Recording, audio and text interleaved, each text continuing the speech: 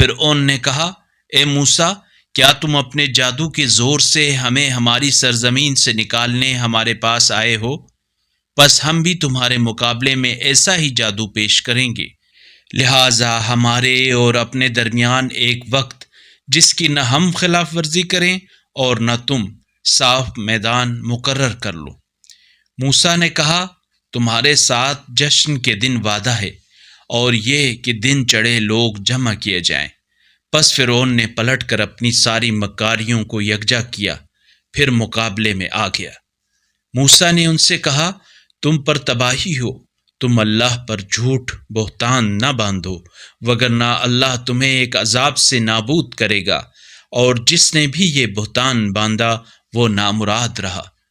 پھر انہوں نے اپنے معاملے میں آپس میں اختلاف کیا اور باہمی مشورے کو خفیہ رکھا۔ وہ کہنے لگے، یہ دونوں تو بس جادوگر ہیں، دونوں چاہتے ہیں کہ اپنے جادو کے زور سے تمہیں تمہاری اس سرزمین سے نکال باہر کریں، اور دونوں تمہارے اس مثالی مذہب کا خاتمہ کر دیں۔